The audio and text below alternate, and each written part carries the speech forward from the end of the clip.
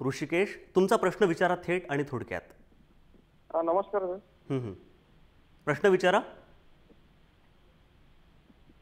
ऋषिकेश, प्रश्न विचारा.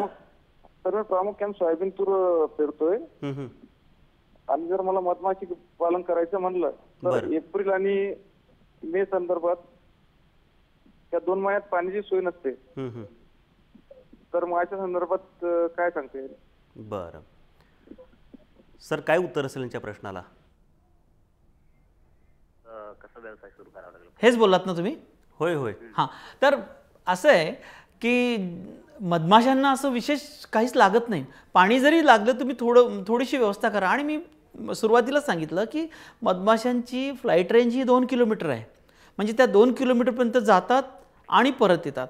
आणि जेव्हा पाणी कुठेच नसेल तर आपल्याला थोडी बहुत पाण्याची व्यवस्था करा. याला काही म्हणजे गुरढोरांना जसं मोठ्या प्रमाणात पाणी लागतं तसं यांना तेवढं लागत नाही. तुम्ही तसंही बघितलं असेल की कुठेही छोटी छोटी तळी असतात किंवा पाणी साचलेलं, तिथे सुद्धा मधमाशा पाणी घ्यायला येतात. आणि त्यांना लागतंच किती, फार म्हणजे आपल्यापेक्षा कमीच पाणी त्यांना लागतं. त्यामुळं पाणी नाही म्हणून हे करायचं नाही, हे काही बरोबर नाही. सर, एक शेवटचा अंतिम प्रश्न माझा असा आहे तुम्हाला की मधमाशी चावल्यानंतर त्याच्या काही विपरीत परिणाम होतो का किंवा त्यावर उपचार काय असतील? आणि मुळात मला एक म्हणायचं की मुळात मधमाशी ही चावतच नाही.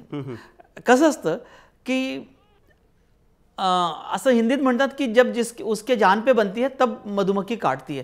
कारण की आता तुम्ही बघाल हे जे कापतात आहे आणि हे नो डाऊट तुम्ही त्यांना डिस्टर्ब करता त्यावेळेला ती चावेलच.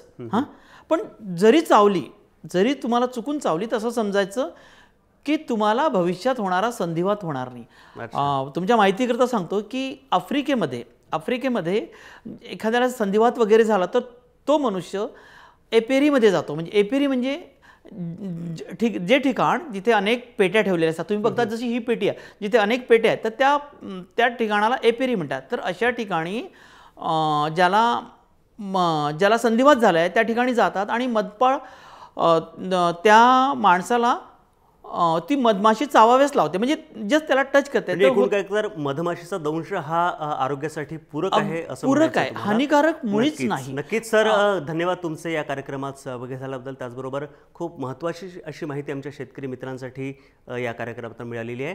आणि नक्कीच विश्वास आहे की ते या कार्यक्रमाचा आणि त्या माहितीचा नक्कीच उपयोग करून आपला उत्कर्ष साधतील. सध्या तुमचे धन्यवाद आणि सर्वच शेती मित्रांचे धन्यवाद. पाहत राहा जय महाराष्ट्र, थेट अचूक बिनधास्त.